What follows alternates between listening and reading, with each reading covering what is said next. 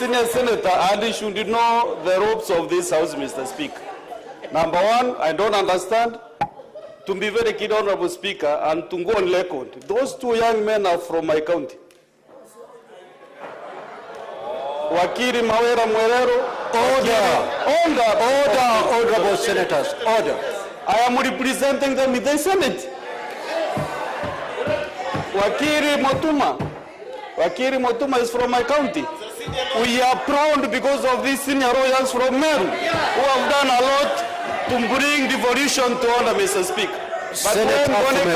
Senator Fumeru, what is your point of order, please? Go straight to your point of order. Mr. Speaker, I wanted Senator Mboni Karwaru to withdraw those ones he has used on and apologize to those lawyers, Mr. Speaker, because if we go that way, then, Mr. Speaker, we are degenerating to very funny things. Let me tell you, Mr. Speaker, one thing. If you discuss anything to do with the doctors, Mboni Karwaru, you know I chair this house. When somebody discusses doctors in this house, you usually get even your shoes out to draw to members. Now respect the other professionals. Thank you, Honorable Speaker. Including farmer, potato farmer.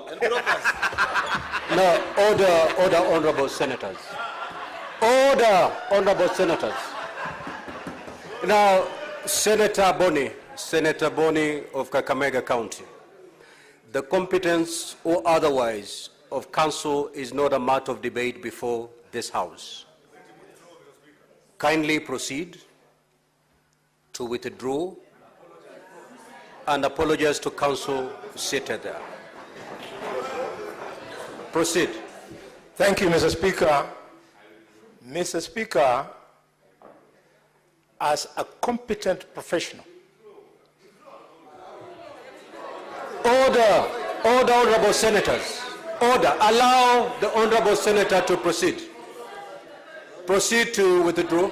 Mr. Speaker, as a competent professional, I see no shame, I feel no shame in withdrawing.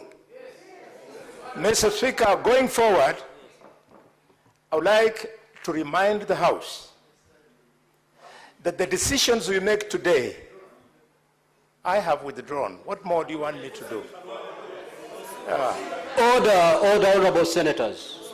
There is only one chair chairing these proceedings. Any member, now honorable senators, order, honorable senators. Senator Chimera, I'm giving you the caution of the day. You proceed, I throw you out. Conclude.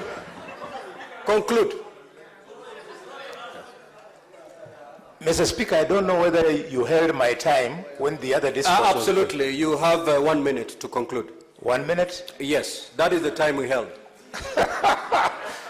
Mr. Speaker, I'll therefore want to strongly support that this motion sails so that the MCAs can go and put their act together. We want to sit on an impeachment process. Honorable Senator, for the record, you were to withdraw and apologize, then proceed to conclude your submissions. You've done only one limb.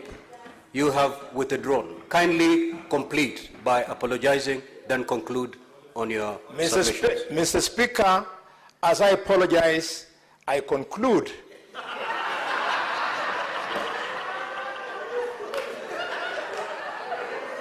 Mr. Speaker, I conclude. Again, my 1 minute was taken away, Mr. Speaker. Mr. Speaker, I conclude by requesting MCAs across the Republic to respect the process of removing governors just as they find it important to have reason to remove them. Law is not like medicine. Medicine is only in medicine where... Senator Wambua.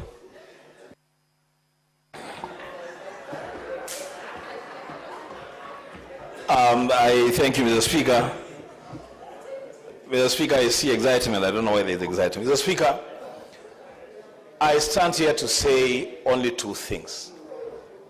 One, Mr. Speaker, is to try and give comfort to the majority leader, Senator Cheruyot. that he shouldn't worry so much about what happened in the Kericho case. The Senate is still here. He should go and tell the MCRs in Kericho to meet the threshold and bring the case here. We are here.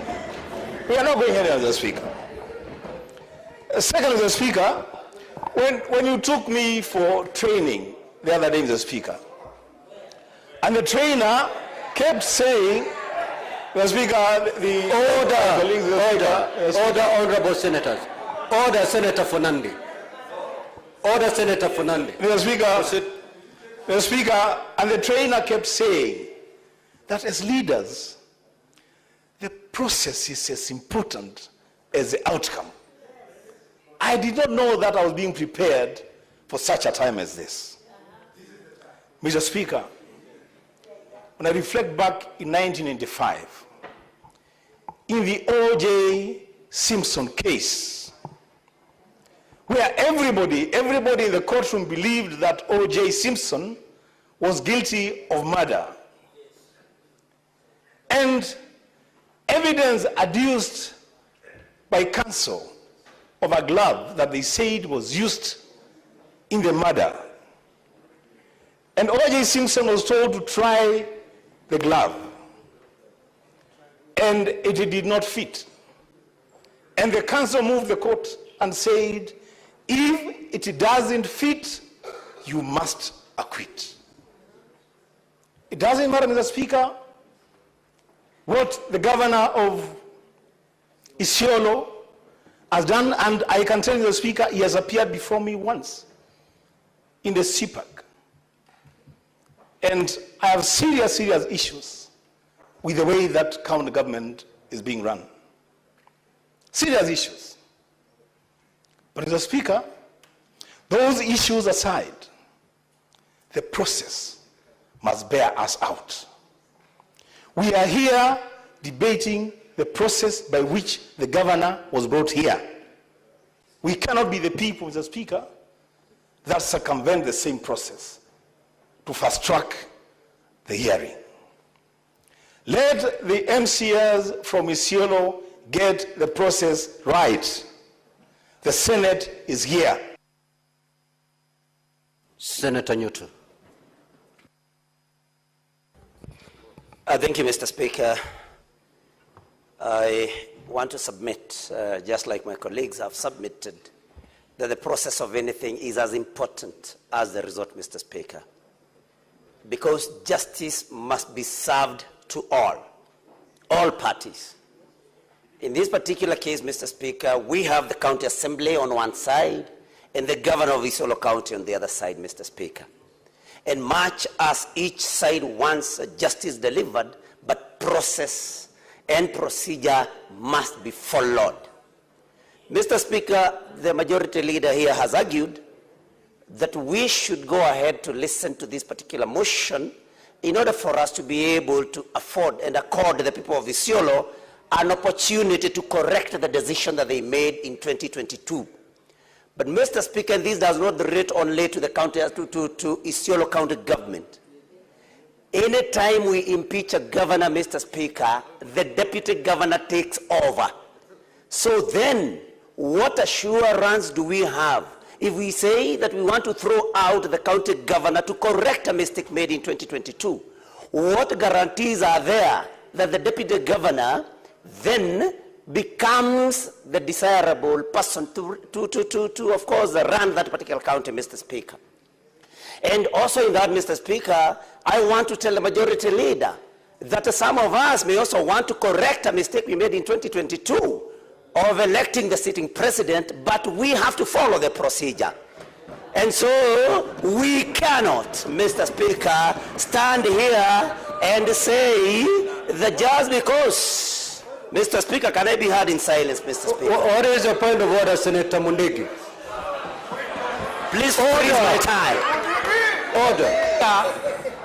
Senator Nyotu havai kuongea mambo ya jina ya rais wa Kenya, wakati hapa tunaongea mambo ya devolution, wakati hapa tunaongea mambo ya kuokoa gavana ama kuokoa MCA. Kwa hivyo amekosea kutanja jina ya rais wa Kenya katika kwa hii kikao. Order, honorable senators, order.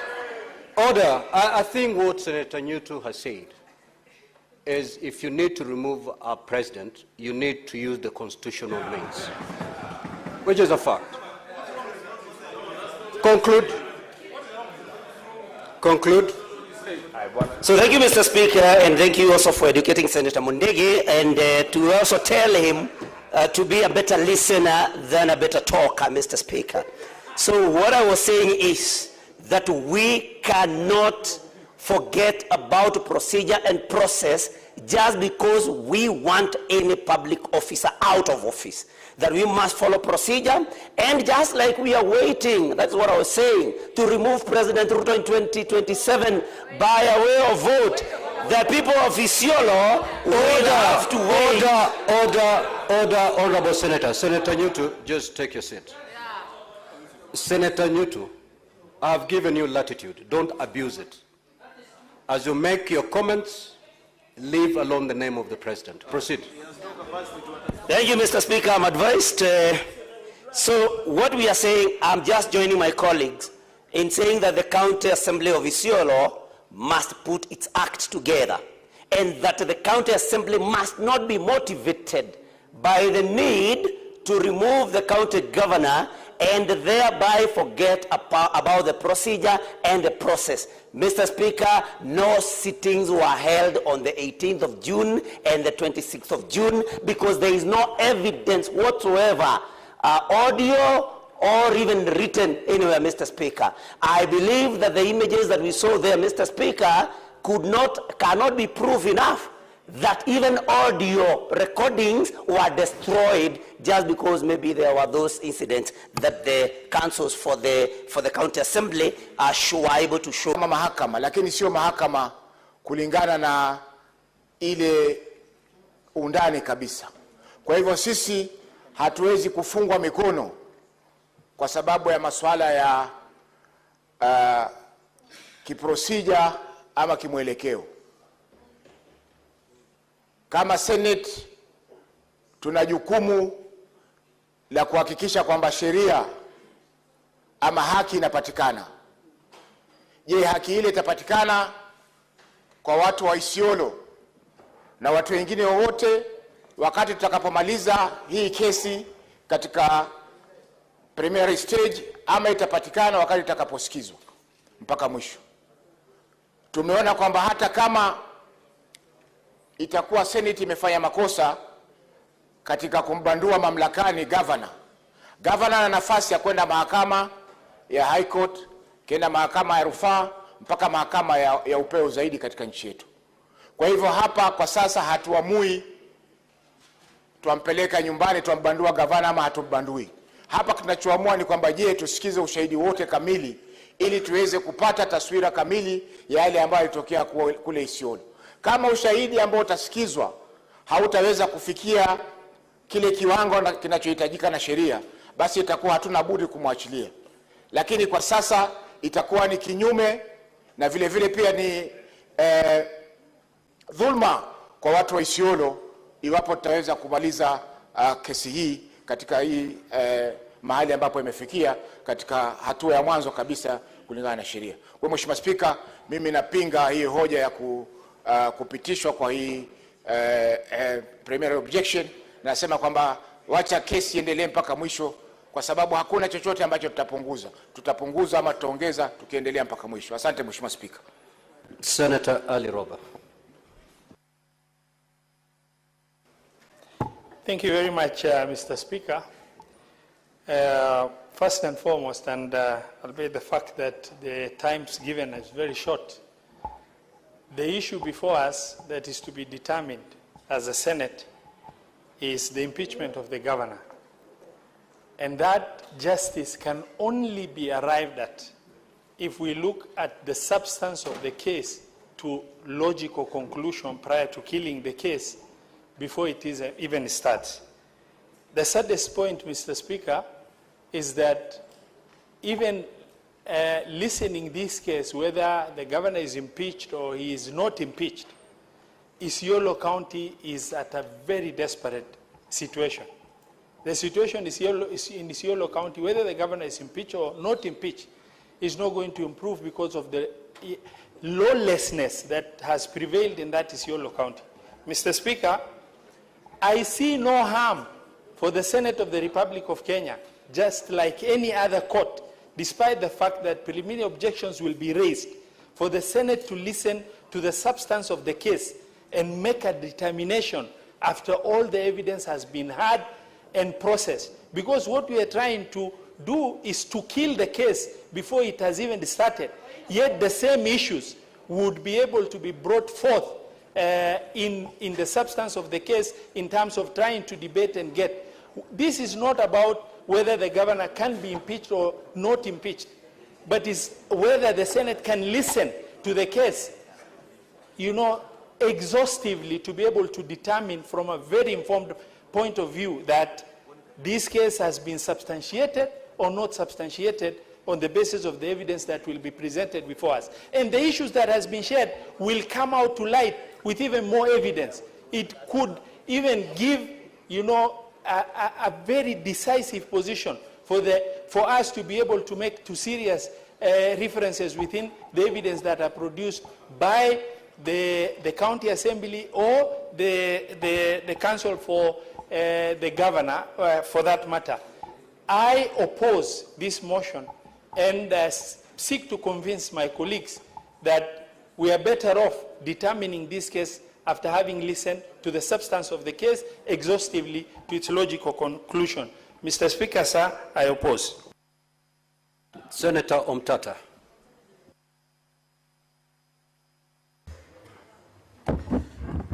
Mr. Speaker, sir, thank you for the opportunity. Allow me to read a verse, a section of this book, A Man for All Seasons. It says, Roper says, so now you would give the devil the benefit of law. More replies, yes. What would you do? Cut a great road through the law to get after the devil? Roper replies, I would cut down every law in England to do that. More replies, oh, and when the last law was down and the devil turned round on you, where would you hide, Roper? The laws all being flat. This country is planted thick with laws from coast to coast. Man's laws, not God's. And if you cut them down and you are just the man to do that, do you really think you could stand upright in the winds that would blow? Yes, I would give the devil benefit of law for my own safety's sake. So, Mr. Speaker, sir, those words that were uttered, that were written in 1960 in the play A Man for All Seasons, underscore my position that we must uphold the rule of law in this country. Article 3, Clause 1 of the Constitution calls upon us to do just that, and having listened to the motions here, from the way the matter was conducted, clearly we had two motions before this House, with an application for dismissal based on the fact that there was no hearing, and there was a preliminary objection based on the fact that there was a court order. So, disposing of that motion, when you allowed evidence to be adduced to move into a motion, I would say that having listened to what was presented, there was no sitting of the assembly that meets the threshold in law. The assembly has got a designated place where it sits. The assembly has got clear procedures to be followed. And unfortunately, the evidence before us is such that that sitting did not take place. Number two, we were told that we could ignore the court orders. I would like to persuade the Land Council, who are saying that the High Court had no business to intervene, to look at Article 165 of the Constitution. Senator from Busia County. Yes. Just restrict your submissions to the motion on the sittings.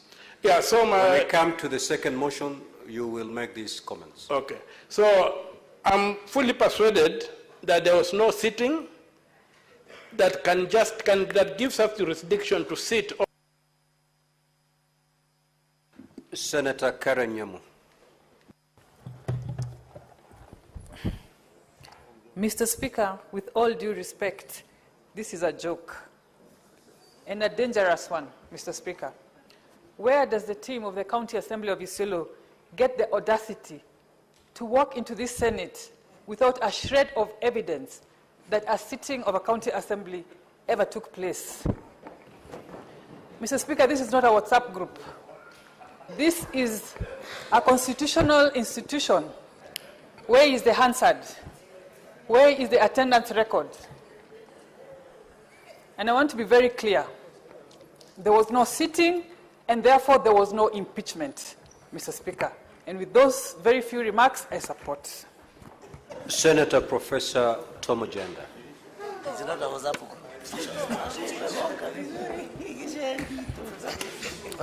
Mr. Speaker, the jurisprudential contours of impeachment are embedded both in procedure and in substance, and now well settled, Mr. Speaker, in the case of Martin Nyaga Wambora and County Assembly of Embu. I took part in the case.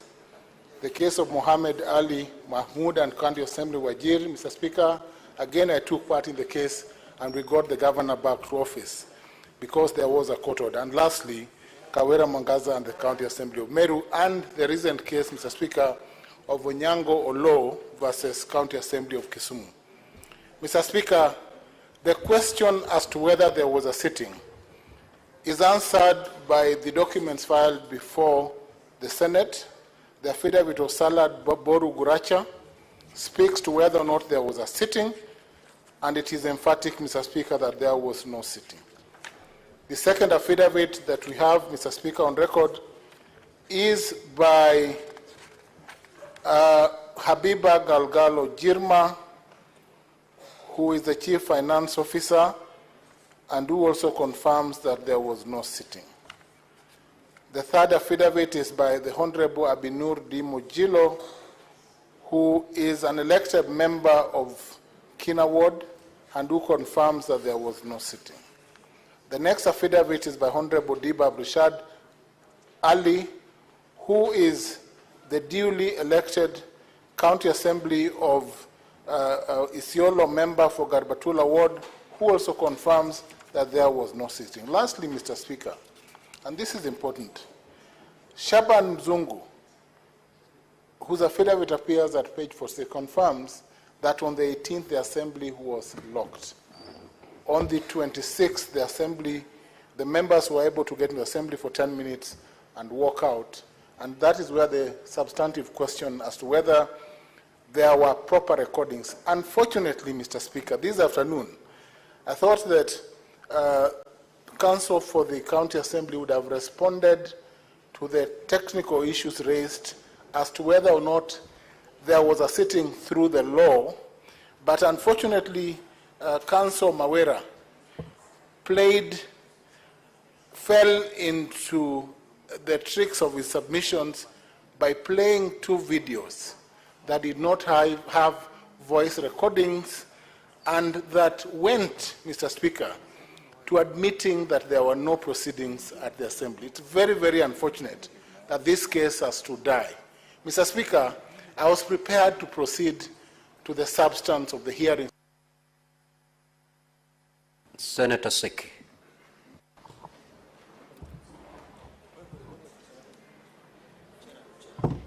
Honorable Speaker, I also wish to support this motion by saying that the County Assembly of Isiolo have not demonstrated to this House that there was a sitting in the County Assembly of Isiolo. Honorable Speaker, some years back, I used to work as a clerk in the county councils by then, before devolution. And the county councils, municipalities, councillors respect also the law, and they used to work or even to deliberate in the chamber. The reason why we have the chamber is there is a reason as to why we have the chamber. It is very difficult, and it will not be proper for the county assembly to come to this house with an allegation that they had a meeting, the assembly sat, there is no video, no audio to this house, and they believe that we'll agree to them. Honorable Speaker, this is not right. However, we may have so many things against the county assembly or the executive of Isiolo through the governor. After looking at the documentation they've presented, or even before, Honorable Speaker, but the procedure and the law must be upheld. Honorable Speaker, I support this motion by saying that we are not going to give it. Senator Muma. Thank you, Honorable Speaker. Mine, Honorable Speaker, I stand to support the motion, albeit reluctantly for this reason. This PO had 2 counts. One is clear in my view, and the other one, the one we are discussing currently, unfortunately, we did not get the instance to interrogate all the evidence. But, Mr. Speaker, it is important for us to affirm that at a time when the rule of law seems to be a problem in Kenya, we must be that house that must stand for the rule of law. The rule of law applies to the county assembly as it does to the county executive as it does to the Senate. Procedures are important, and it is important that county assemblies, not just of Isiolo but elsewhere, follow the rules and the standing orders that they lay, that they have put in place to ensure that everything they bring and represent for their people are actually able to be executed in accordance with the procedures. I feel that the first count might have been prosecuted better through interrogation of evidence, but unfortunately, the lawyers for the county assemblies have made no attempt to actually respond to the issue as to whether there was a sitting or not. They simply said there was a sitting, but the little evidence there is shows that there was no sitting. So they have actually not properly assisted in making this decision. But in my view, the real PO is the second motion that we will go to. Mr. Speaker, as a Senate, I think we also need to address ourselves to our own procedures around the PO. We had the issue of the PO in the Kericho matter. We had the issue of a PO in the Kawera matter, the last one, but we ignored it as a Senate. So we need now to determine whether we will work on matters PO selectively or whether we should have rules. And as we have those rules, Mr. Speaker, I would want to state that matters procedures are matters that involve every senator in this House. So we should all be involved in terms of voting on matters relating that are preliminary, because that is about procedures. So to the extent that the county... Senator Karungo. Thank you very much, Mr. Speaker. Mr. Speaker, as I rise to contribute to this motion, I beg to start with a question. What defines an assembly sitting? It is the Speaker, the mace, the quorum, the notice, the gazetted, the press, Mr. Speaker.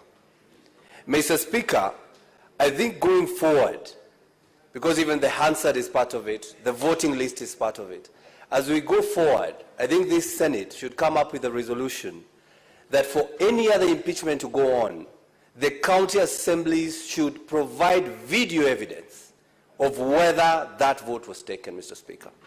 Mr. Speaker, why am I saying that? A few years ago, I was seated at the gallery where I see the good people of Isiolo seated when the governor of Kiambu then was was brought in this house, Mr. Speaker.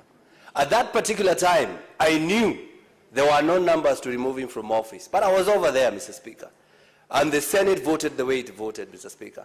And I swore I want to come to this Senate so that I can do the right thing. Because the strength of justice, Mr. Speaker, is not seen on how we treat innocent people. It's how you handle the guilty one, Mr. Speaker. So we have to follow the processes so that we make sure that even those that are brought here, they go through due process, Mr. Speaker. Mr. Speaker, this begs the question, if we were to allow the full hearing, that means we will listen to whether the county assembly sat then, we'll have the witnesses, they will be cross-examined, and then instead of voting on that particular issue, we'll be told, wait, let's now go to ground 1, let's go to ground 2, and let's go to ground 3. What if after we go all through these grounds, we realize they never sat? So why are we taking the governor through the grounds, yet probably the county assembly never sat, Mr. Speaker? So I think we should also come up with a proper procedure as a Senate that before we even think of listening to the grounds, we are certain whether for sure the county is sat. Because we have the cases of Machakos, where I think there were 2 clerks.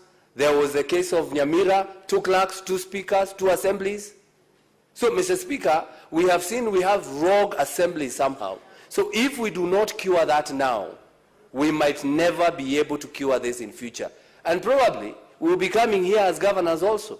So we want the procedures to be followed. So I stand here to say I support the motion so that the Isiolo people, the Isiolo MCAs, can now go look at it, bring it here with the procedure, with everything, and we'll listen to them. Thank you very much, Mr. Speaker. Senator Kavindu.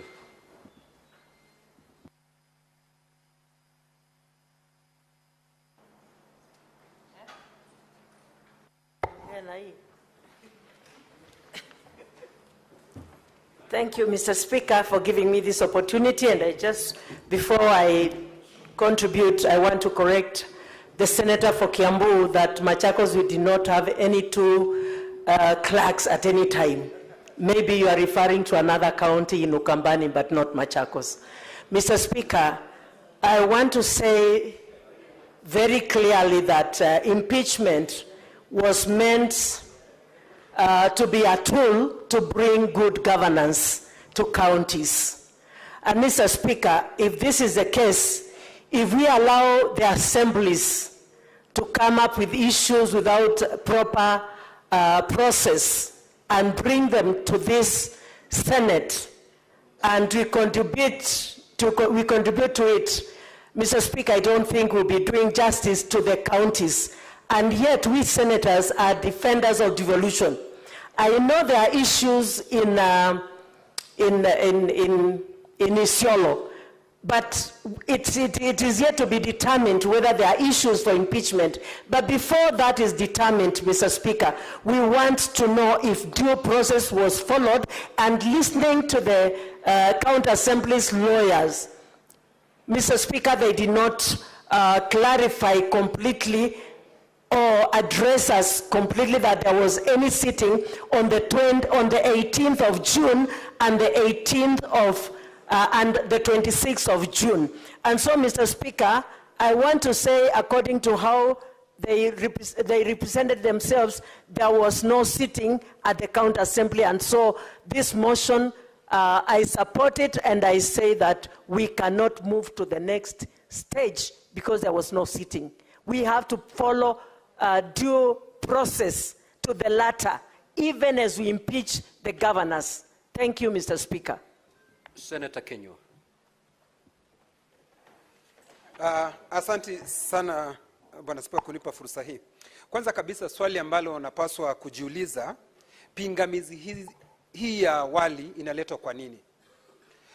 Bwana Spika, ni vizuri kwa sababu sisi katika seneti hii na vile vile katika gatuzi zetu wote vile tunapaswa kufanya ni kufuata sheria, kwa sababu ni kinaya, Bwana Spika, ikiwa sisi ndio tunatunga sheria lakini sheria zenyewe hatuzifuati. Ukiangalia katika taarifa rasmi ya bunge ya Isiolo, hakuna kikao chochote, Bwana Spika, kilichofanyika. Kwa hivyo ikiwa hakukuwa na kikao chochote, Bwana Spika, sioni ni kwa nini tunapaswa kuwa tukishughulikia jambo hili. Tunapaswa kuwa tukisema ya kwamba, Bwana Spika, ikiwa kikao hakikuweko, na hapo ndipo ambapo kungekuwa ukishughulikiwa haya mambo, Bwana Spika, katika seneti hii tunapaswa kusema ya kwamba hilo pingamizi la awali tunalikubalia, ndiposa sheria ziweze kufuatwa, Bwana Spika, kwa sababu utaratibu wa sheria usipofuatwa itakuwa hakuna jambo tunalofanya hapa. Nilisikia kiongozi wa wengi na nimesikiza seneta wenzangu, nimemsikiza Faki akisema ya kwamba ati tuendelee kusikiza ushahidi wa kutosha na tunaweza tukapata mambo mengi zaidi. Bwana Spika, ikiwa sheria haikufuatwa kuanzia mwanzo, sioni haja yoyote ya sisi kusikiza kesi hii, kwa sababu, Bwana Spika, wanasema ya kwamba usikate kanzu kabla ya mtoto kuzaliwa. Sisi wenyewe hatuwezi kusikiza. Tunajua ya kwamba katika gatuzi nyingi kuna shida nyingi. Laikipia kuna shida, Nandi kuna shida, vile vile Isiolo kuna shida, lakini hatutatafuta shida bila kufuata utaratibu wa sheria, Bwana Spika. Na ni kinaya kwa sababu sisi ndio tunatunga sheria. Gatuzi hiyo ya Isiolo ndio wanatunga sheria. Ikiwa hatutaweza kufuata kanuni za kudumu ambazo sisi tumeziweka, Bwana Spika, hamna haja ya kuwa tumeketi hapa, Bwana Spika. Tunapaswa kuwa tumefunga virago na kwenda nyumbani. Ndio najua kwamba governor wa Isiolo anaweza kuwa na shida ambazo ako nazo, lakini Bwana Spika, tufuate sheria, na sheria zikifuatwa, sina hofu pangu rohoni ya kwamba watu wa Isiolo na wanataka haki itendwe, lakini sheria ni kama msumeno, inakata mbele na inakata nyuma, Bwana Spika. Kwa hivyo tufuate sheria, na tukifuata sheria ninajua ya kwamba ukweli utapatikana. Lakini kwa leo na hili jambo pingamizi hii ya awali, naunga mkono, Bwana Spika. Hakukuwa na vikao katika gatuzi za Isiolo. Senator Shakil Abdallah. Asante Mheshimiwa Spika. Mheshimiwa Spika, huu ni mjadala muhimu sana leo. Na ni muhimu wa bunge hili la Seneti kutoa uamuzi ambao utaridhisha kila mtu katika Kenya yetu, kwa sababu utakuwa ni mfano mwema wa mbeleni. Hapa naona mambo ni mawili. Kuna mchakato, kuna na ushahidi. Pengine watu wa Isiolo wako na ushahidi, wako na kesi ya kwamba wana haki ya kumimpeach gavana wao, lakini mchakato ambao ni process ndio haikufuatwa. Kwa hivyo tunaomba ikiwezekana haya malumbano ya mivutano yaishe, kufuatwe mchakato ambao umewekwa, ufuatwe kikamilifu, iletwe hapa tumalize hii kazi, Mheshimiwa Spika. Lakini changamoto nimeona ni mchakato ambao kwamba ni process haikufuatwa. Kwa hivyo kama kuna ushahidi na kama wana hoja ya kutosheleza ya kumimpeach gavana wao, wafuate mchakato na walete hiyo hoja, kazi ifanyike. Asante Mheshimiwa Spika. Senator Fernandez.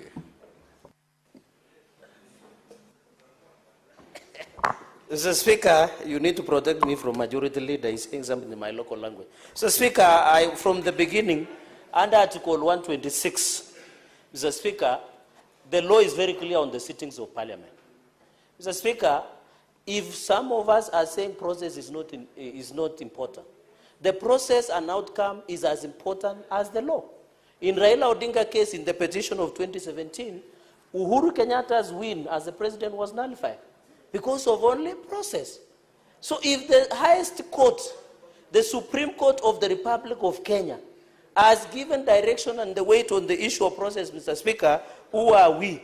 Mr. Speaker, the Senate cannot participate in settling clanism, regional or any politics before. We only deal with the rule of the law, which involves the Constitution and the process, Mr. Speaker. Mr. Speaker, The reading of Standing Order 65 of Isiolo County Assembly Standing Orders and Standing Order R36 is very clear on the sittings and the procedure of impeachment of the governor.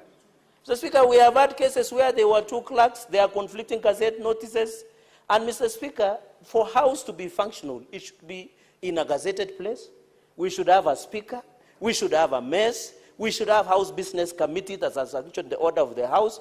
Mr. Speaker, we should have necessary modification to ensure there is proper sitting, Mr. Speaker. On this aspect, the County Assembly has struggled. Mr. Speaker, you know I'm the greatest champion of MCAs. I've always wished that their welfare be looked at. I always wish they have a development fund. But they must follow the law. Mr. Speaker, we cannot hang an innocent man. As Lord Denning would say, I better send 10,000 guilty men than to hang in gallows one innocent man. And we are invited to decide, Mr. Speaker, tonight and today evening, Mr. Speaker. We have set the precedent. Majority Leader, and I want, with all due respect, to advise Majority Leader to have faith in his own committees. If there is a problem in Isiolo County Assembly, the Devolution and Intergovernmental Committee chaired by Senator Mohammed Abbas should pick it up immediately the way we did with Nyamira, Mr. Speaker, and sort out that issue once and for all, Mr. Speaker. That is why we have committees, Mr. Speaker. By the time we agree, Mr. Speaker, even I ask a question whether they have a YouTube channel. Senate proceedings are being televised live.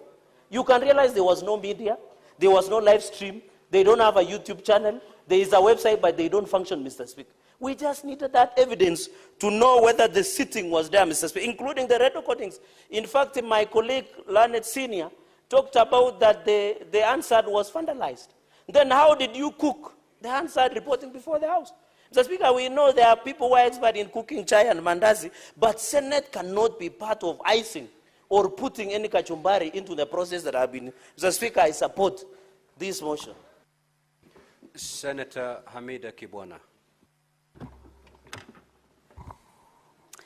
Asante Bwana Spika.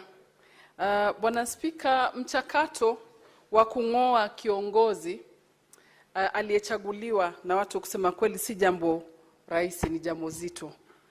Kwa hivyo hapa Seneti wanauliza kitu kidogo tu, kuwa ushahidi uko wapi. Na mimi langu sitazungumza sana, ni kuuliza tu kama kuna ushahidi wowote ungeletwa na tuweze kuendelea. Na tulikuwa hatuna haraka yoyote. Kwa hivyo kama hamna ushahidi wowote, na kweli tumeona video na tukajaribu kuuliza maswali na bado hayako, na maswali yenyewe tumejibiwa kuwa kulikuwa hakuna kikao. Kwa hivyo tunasikitika tu sana kuwa labda huu ushahidi umeletwa kabla walikuwa hawajajitayarisha vilivyo. Kwa hivyo huu ni kiongozi anafaa kung'olewa, lakini pia ang'olewe kwa njia ya haki. Na mimi na support mjadala, nasema bado tunangoja kama kuna ushahidi wowote, lakini kama hamna ushahidi ni masikitiko makubwa kuwa hatuwezi kuendelea na kukata sisi kama majaji mambo hayo tuyamalize kama hatuna ushahidi wowote. Asante Bwana Speaker. Senator Wamatenga. Thank you very much, Mr. Speaker, sir, for also giving me this opportunity to add my voice to the debate. Mr. Speaker, allow me, Mr. Speaker, to divert a bit and play the devil's advocate. Mr. Speaker, sir, this is the second time we're dealing on matters PO, and we are living in an age where, Mr. Speaker, digital artificial intelligence has become the way of doing things. Mr. Speaker, sir, I would want to throw a challenge to each and every senator sitting in this room. For the second time, Mr. Speaker, we are hearing allegations, threshold not met, meetings do not take place. Mr. Speaker, we have committees, standing committees. We have committee of devolution chaired by my good friend here. We have several committees that can attempt to solve some of these issues so that they do not even make, in the first place, their way into this House. Mr. Speaker, I would want to request each and every one of us, if we must make devolution work, if we must empower MCAs to do what they need to do and to do it light-free. In a house where we have gurus of law, in a house where we have lawyers, and many of them have stood and said they are lawyers, let us also take it upon ourselves, Mr. Speaker, to go to our counties and educate the MCAs on the procedures that they must follow, Mr. Speaker. Indeed, it is very unfortunate, Mr. Speaker, that the MCAs have sat many hours trying to work on something where last the process that they are following, Mr. Speaker, is not rightful. Mr. Speaker, as the majority leader said before here, we had a Kerisho case here where the threshold was not met. Mr. Speaker, in this House, we have lawyers. Why can't we frontier ourselves and go and educate our colleagues? Because the success of this country is the success of every one of us. Mr. Speaker, it is important that we who have lived to the city stage, that we must take it upon ourselves to ensure that we leave a country to a younger generation, a country where listening, a country where, Mr. Speaker, we do not see unwanted destruction of property because of misinformation. Mr. Speaker, let's leverage technology. Let's leverage artificial intelligence so that we do not have this question, were there coverage? At this age, Mr. Speaker, you only need to scroll your phone and Google on that date, and you will see a sitting that was held in every county, anywhere in this country. Mr. Speaker, my prayer and my humble request to us senators, let us do something for this country. Mr. Speaker, I submit. Senator Oburu Odinga.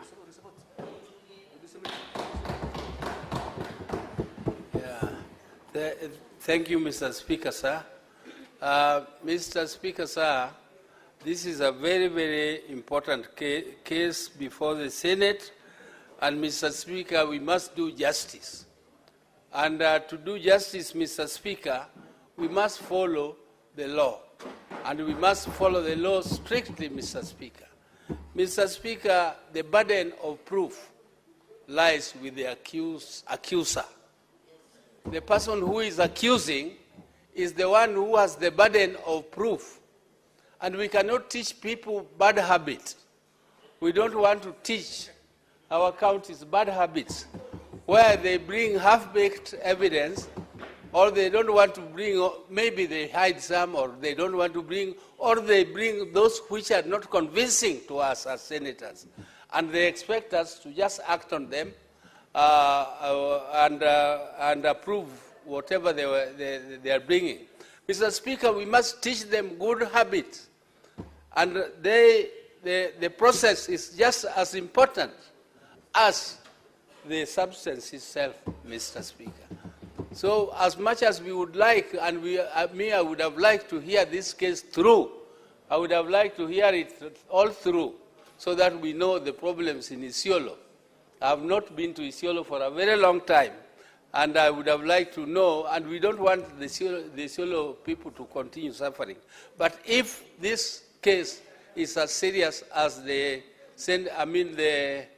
MCAs want us to believe, let them go back and prepare properly and bring it back so that we can follow all the procedures. Mr. Speaker, I don't want to say much more than that, but I support that we send this matter back and let them, because I believe there was no meeting. I believe that from the facts presented to us here, personally I'm persuaded, Mr. Speaker, that there was no meeting to impeach the governor, and therefore we cannot act on facts which were created thereafter. They should have been created before and thought about thoroughly. Thank you, Mr. Speaker. Senator Chimera. Thank you, Mr. Speaker. Mr. Speaker, I have no doubt in my mind that there was an attempt, and I repeat, Mr. Speaker, there was an attempt by the County Assembly of Isiolo to sit, table, and debate an impeachment motion against the governor, Mr. Speaker. As to whether, Mr. Speaker, the County Assembly of Isiolo indeed sat is the crux of the matter that this Senate has been invited, Mr. Speaker, to make a determination on, Mr. Speaker. Mr. Speaker, I have listened to arguments from my many colleagues. And, Mr. Speaker, the good Senator for Nandi, Senator Cherargei, Mr. Speaker, with tremendous respect, being my learned junior, Mr. Speaker, has told you, or rather told this House, that the law is clear, Mr. Speaker. But I want to say, Mr. Speaker, in this matter, Mr. Speaker, the law is not clear, Mr. Speaker. In this matter, Mr. Speaker, the law is two-pronged. Can I be heard in silence, Mr. Speaker? What is your point of order, Senator Fernandez? Point of order, Mr. Speaker. Understanding Order 101, there are contents of speech. Why is he discussing my competence and ability, which precedes me? Mr. Speaker, instead he should withdraw and apologize. He should not behave like a librarian somewhere who tried to say it to me. Mr. Speaker, senators. Mr. Speaker, you had made a ruling that if a senator or anybody should not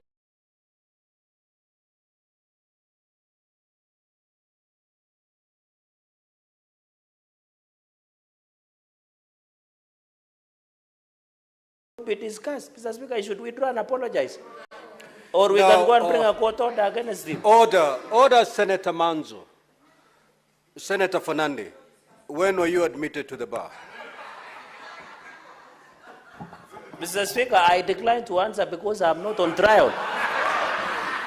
I'm not on trial. Am I on trial? I'm not, Mr. Speaker.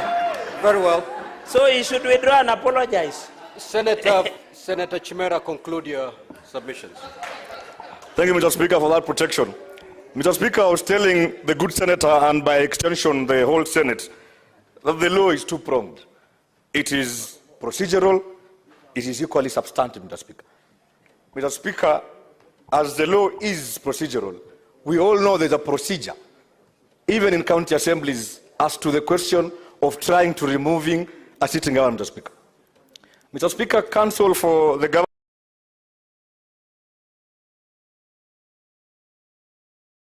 governor have ably tabled documents in form of affidavits that actually speak to whether the assembly sat or not, Mr. Speaker.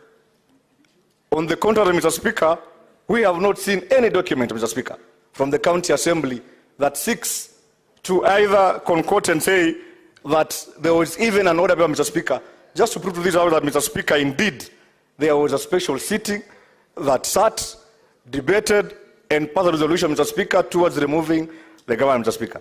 Mr. Speaker, what is good for the goods, Mr. Speaker? What is the point of order, Senator for Kericho? Mr. Speaker. No, you see, Mr. Speaker, I have really tried to restrain myself not to interrupt colleagues because I believe it's a respectful thing to do. But also I wish that the same respect that we accord to each other, we pass it to the county assembly because they are an equal entity just like us. It is not proper, Mr. Speaker, for a colleague to rise and state that there was nothing that shows that there was a sitting in the county assembly, including an order paper, while volume 3 of the document of the county assembly has all those documents, Mr. Speaker. Is it really fair? That's why I want to ask colleagues, even as you debate, I'm not saying I want to inform how you will vote, but be fair to the county assembly, Mr. Speaker. Don't castigate them on lies. Senator Chimera, be factual in your submissions. Proceed. May I proceed, Mr. Speaker. Mr. Speaker, what I was saying is, what is good for the goods, Mr. Speaker, must equally be good for the Ghana. Mr. Speaker, the last impeachment we had here was about the governor of Kericho, Mr. Speaker. And this Senate unanimously, Mr. Speaker, terminated proceedings at a PO level, Mr. Speaker. What has so fundamentally changed that there was an issue of threshold then, and right now, Mr. Speaker, there's a PO, Mr. Speaker, that is equally technical, Mr. Speaker, and we are being told to close our eyes, Mr. Speaker, and allow the Senate to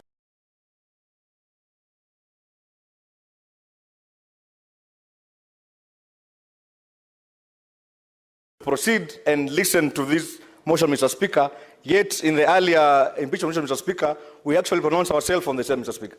Mr. Speaker, I want to say I support this motion, Mr. Speaker, and thank you for those many remarks, Mr. Speaker. Senator Wakoli.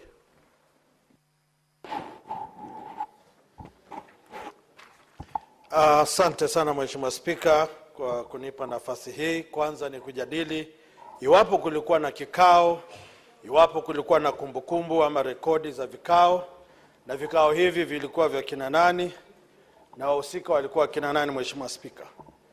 Jinsi nimeona vitabu vikiinuliwa hapa, Mheshimiwa Spika, ni kusema kwamba vikao vilikuwepo. Lakini cha muhimu ni kwamba vilikuwa vikao halisi ama vilikuwa vikao gushi. Na iwapo vilikuwa vikao halisi, ni lazima wajieleze. Jambo la pili, Mheshimiwa Spika, Ni video ambayo nimeona hapa ndani ikionyesha ofisi iliyokuwa imevunjwa, vifaa vimebomolewa, na ikanipa taswira ya maandamano yaliyokuwepo juzi, Mheshimiwa Spika, kwamba kwembli kule Isiolo kuna wahuni, kuna majambazi. Na iwapo ni hivyo, Mheshimiwa Spika, lazima tuwafuate, wakamatwe, kwa sababu wanahujumu shughuli za kaunti ya Isiolo. Mwisho kabisa, Mheshimiwa Spika, ni kwamba Waswahili husema kuku akijipata kwenye kesi ambaye mwewe ndiyo jaji atapata haki. Na jambo la pili, iwapo umewafuga kuku wamevuka ua na unampata mbweha anawaandama kuku wako, utamfurusha mbweha ama mkungute na fimbo alafu mkamate kuku mrudishe kwenye boma? Asante sana Mheshimiwa Spika. Senator Kathuri.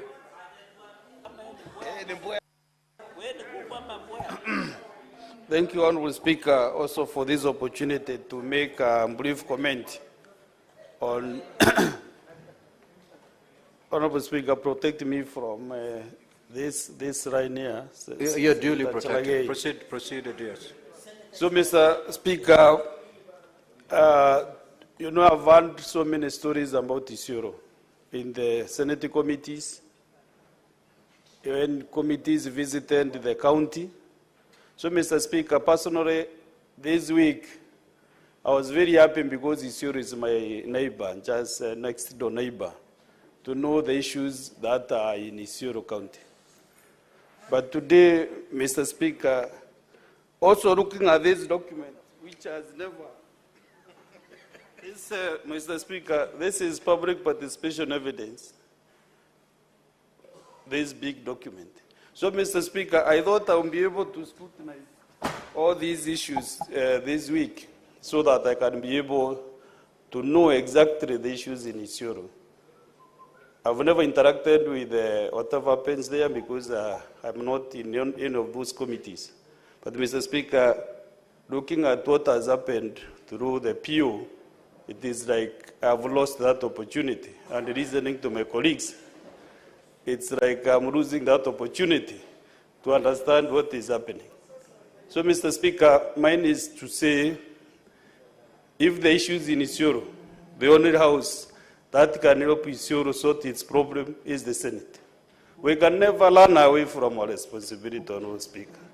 The committees mentioned, devolution, PAC, CPIC, any other committee, health, I saw them in Isiolo.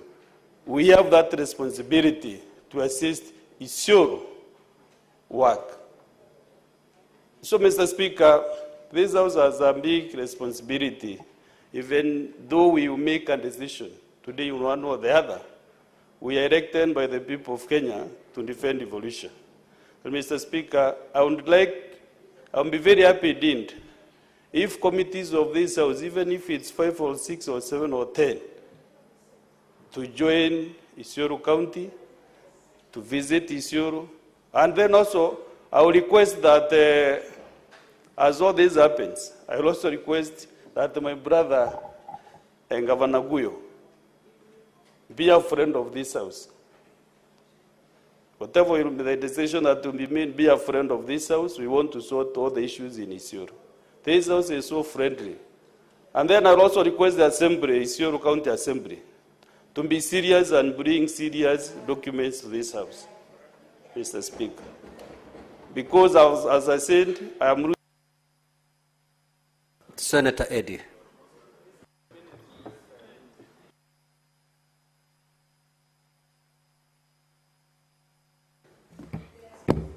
Mr. Speaker, the question that we are talking about here today is about procedural technicality versus substantive justice. Mr. Speaker, under Article 1 of the Constitution, the requirement and the process for removing a governor is stipulated. Under that article, then, we are told by the Constitution that Parliament shall enact laws for which that removal of a governor will take course. And those laws, Mr. Speaker, is you find that under the County Government Act, Section 33, this is where we are invited to look at the issue of removal of a governor. This is what the law says. A member of the county assembly may, not shall, may, by notice to the speaker, supported by at least a third of all the members, move a motion of the removal of the governor under Article 181. So I want you to note the word may, not shall. Secondly, Mr. Speaker, if you read Article 159 of the Constitution, we are guided where the law or the framework of the Constitution anticipated that in the process of a removal of a governor, or even in the process of a removal of the president, or otherwise the deputy president, there can be procedural technicalities that can be caused by things like violence, can be caused by things like impunity, can be caused by any other thing that can make it impossible for you to actually exercise your duty. I am perturbed that in this House I've listened to my colleague senators. No one is asking the question, 16 MCAs who are given this power by the people under that article, Mr. Speaker, under what circumstances did they sit? Does it matter? Do we want to elevate procedural technicality over substantive justice under Article 159 of the Constitution? Because we are invited to look at that article, we are sitting here on a quasi-judicial process. Article 125 of the Constitution makes us a court. And in that quasi-judicial process, then we must apply to the Constitution that there can be some circumstances under which we must then invite ourselves, because even when we are sitting here, this is part of the procedure. That's why we are sitting here. We need to accord Isiolo a fair trial, a fair hearing to the governor, a fair hearing to the MCAs who have been given powers under Article 181 of the Constitution. And that can only happen by making sure that we go to a full trial. That in that case, and only then, can we be able to protect devolution under Article. Senator Mofire. Honorable Speaker. Honorable Speaker, please protect me. There is a lot of round consultations. Honorable Speaker, I want to support this motion from the onset. Honorable Speaker, as much as the Isiolo residents deserve justice, the MCAs deserve justice, the governor also deserves justice. Honorable Speaker, I am an authority as far as county assembly matters are concerned. I have sat in county assembly for a decade. As a member of county assembly, I know all the procedures. County assembly, just like this House, Honorable Speaker, is a house of rule. We cannot have a situation where people would want to sit in some funny corners and purport to have sat down to impeach a governor.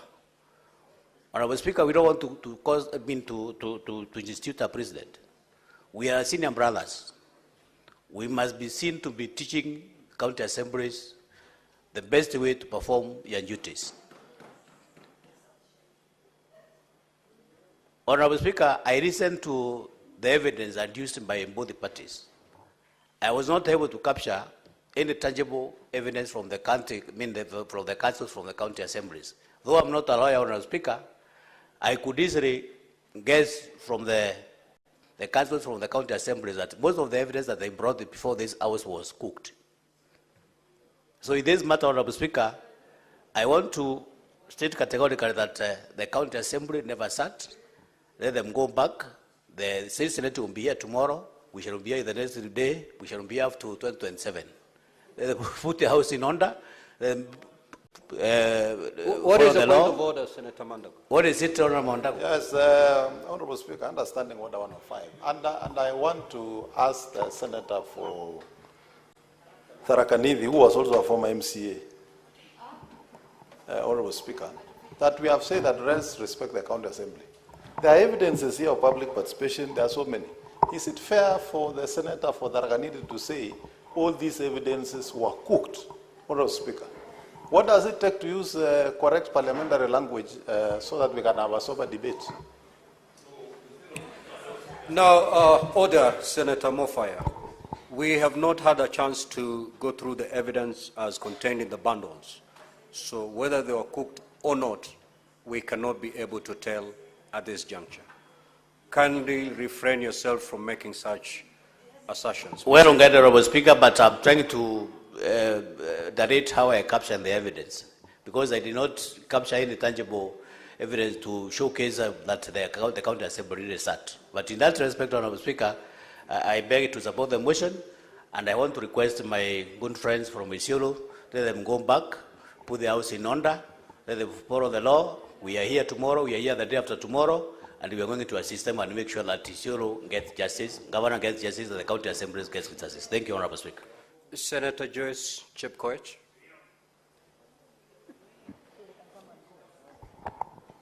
Yeah, thank you very much, Honorable Speaker. Honorable Speaker, the county assemblies are a replica of the parliament.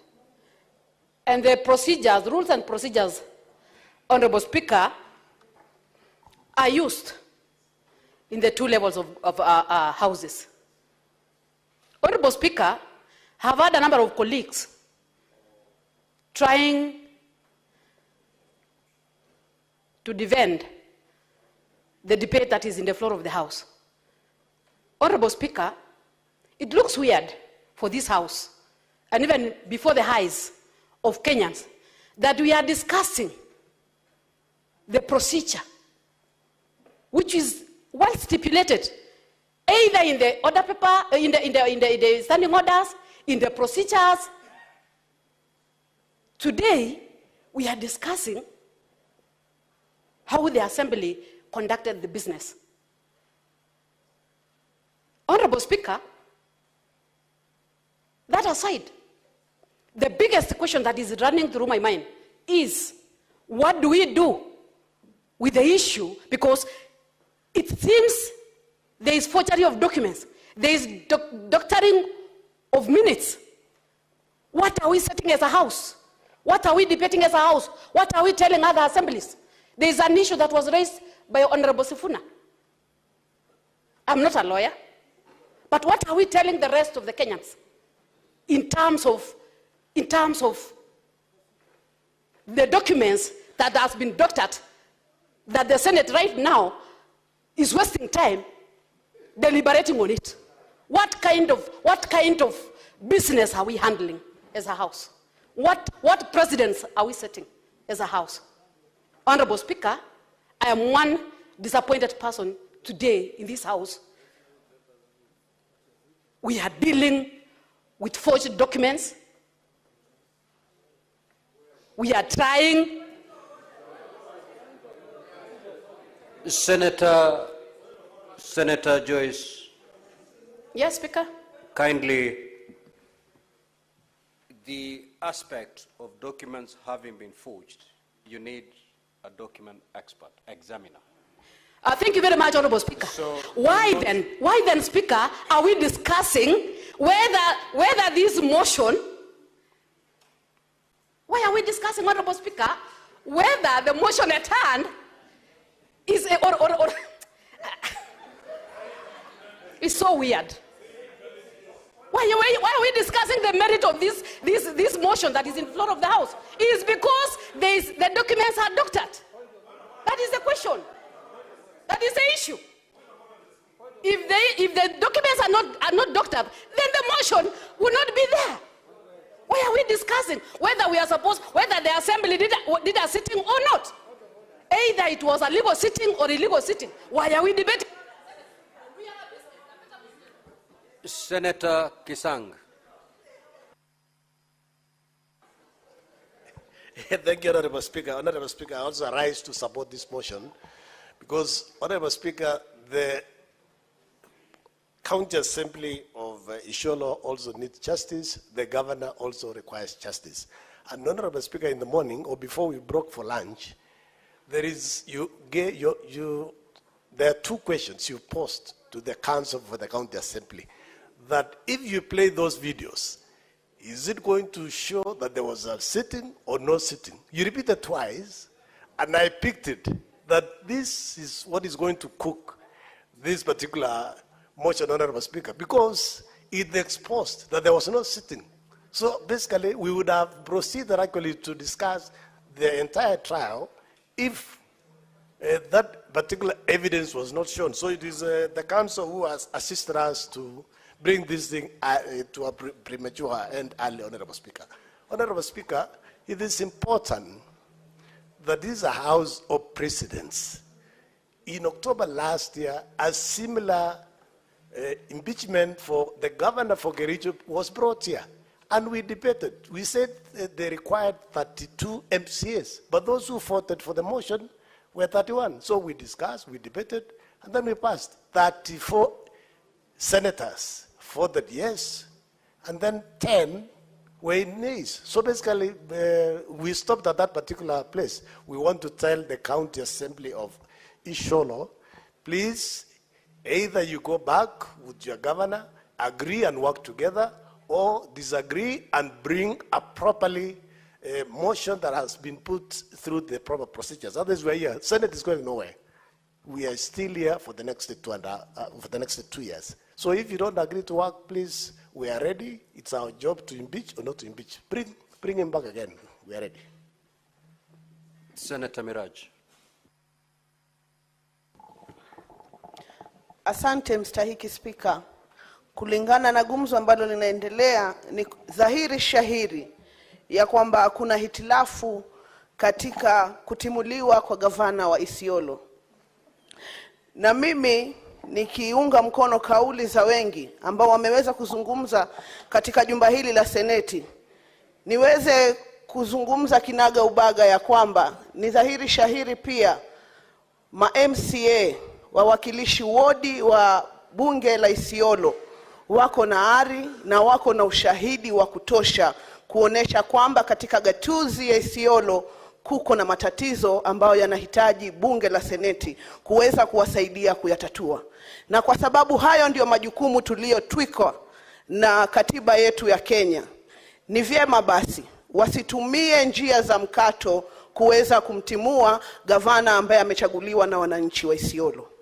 Lakini nikifunga changizo zangu, Bwana Spika, nipende kuwarai na kuwaomba maseneta wenzangu ambao tuko katika jumba hili, niwaambie ya kwamba tuko na majukumu ya kuweza kuleta sheria ambayo itawapatia uwepesi mawakilishi wadi wetu kuweza kuwaleta magavana wao hapa, kwa sababu nina imani kubwa ya kwamba asilimia kubwa ya ma-MCA na assemblies zetu katika taifa la Kenya wangependa kuwaleta magavana wao hapa, lakini jinsi sheria zilivyotungwa, zilivyowekwa, haziwasaidii mabunge yetu kuweza kuleta lalama zao katika bunge hili la Seneti.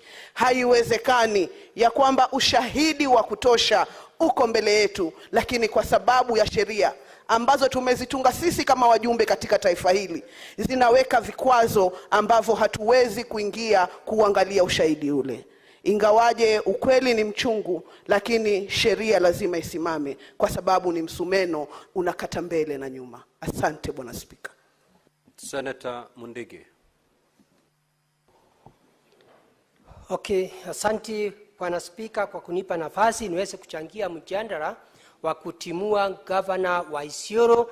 Mimi Bwana Spika nasema si vizuri sana kwa sababu kuna mipangilio ambaye pale mwanzo MCA wangepanga ndio waweze kukaa na kikao kama ile ya assembly ya county. Bwana Spika aionyeshi vizuri vile walikaa, kwa sababu nakumbuka katika sheria mpaka wangekuwa na pahali wanakaa, kwa sababu miaka mingi hata wakati wa MCAs na pia councillors wakati walikuwa nataka kutimua yoyote walikuwa naenda wanajivisha pahali, lakini katika pahali yote wakienda hakuna mahali ilikuwa na inazungumzwa. Lakini siku ya mwisho ya kikao, mpaka hata kama ni vita ya misare ama ya punduki, mpaka wangeingia kwa ile kikao ndio ionekane wanafanya kazi gani. Kwa hiyo Bwana Spika, mimi naunga mkono gavana aweze kurudishwa, kwa sababu kuna mambo ingifuatiliwa. Nataka niambie Senator Andy rafiki yangu, sio kumaanisha hatujafuata njia ile nafaa, lakini katika Biblia na katika Korani kuna kitu inasema kuna mtu mmoja katika Biblia ya Korani alijenga nyumba, lakini mmoja akajenga kwa mawe na mwingine akajenga kwa mchanga, lakini wakati mvua ilikuja ile ya mchanga iliteremka. Kwa hivyo wacha hii nyumba ya Isiolo ya MCA iteremke, na itakuwa ni funzo kwa kaunti yote 47 ndio wawe na mwanzo wa kufuatilia sheria vile tutakuwa tunatimua mangavana. Habari hiyo ingine ni kujibu majority mkubwa wangu Serioti. Mambo ile amesema kuna tofauti ya Kericho na Isiolo.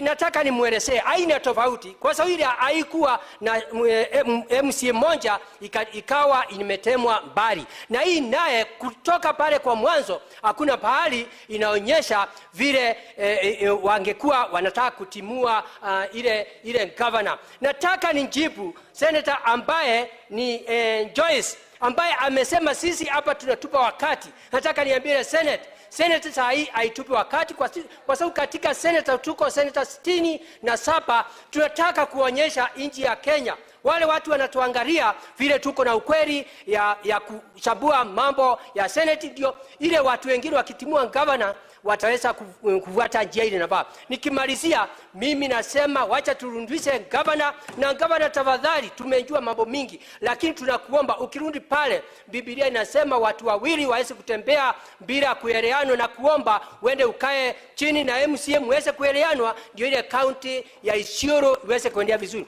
Na nyinyi MCA kama governor hata kuja mkae kikao kimoja ya kupandilisha ile county ya Isiolo, tunamuomba mrudishe na tutamtimua kama mmefuata njia ile inafaa.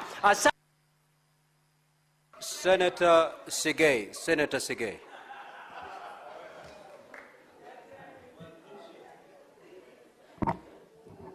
Thank you, Mr. Speaker. Allow me to read an excerpt from a decision of the court on impeachments. This is what the court said.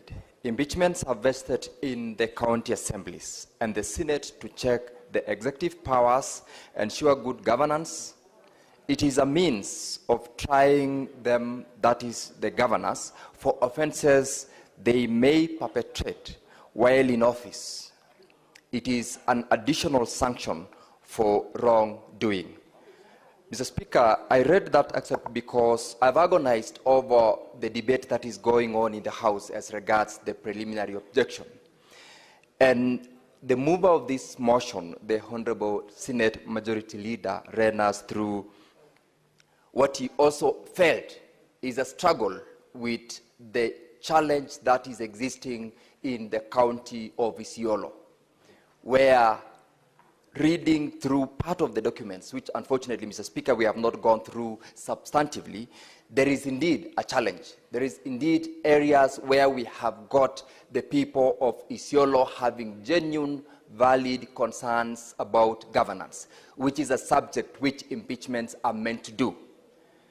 When in the morning, Mr. Speaker, I sought clarifications on two issues from the Council for the County Assembly as well as the Council for the Governor, it was to clear the aspect that was in my mind as regards the issue which we are now debating, whether indeed there was any sitting or there was none. The response I got from the respective councils led me to look at the standing orders of the County Assembly of Isiolo.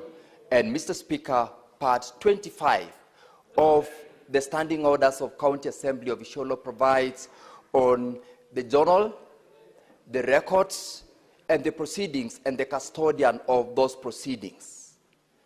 It indeed, Mr. Speaker, guides us to be able to understand, especially in the form and manner of the documents which have been filed by the governor as well as the county assembly in this house, whether indeed there was a sitting on 18th and the 26th of June 2025.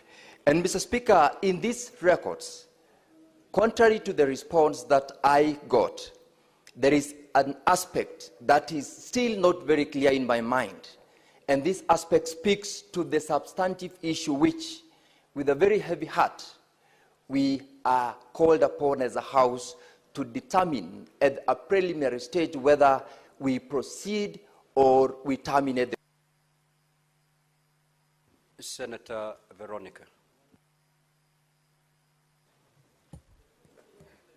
Honorable Speaker, thank you for this opportunity. Honorable Speaker, at the very onset, anytime you find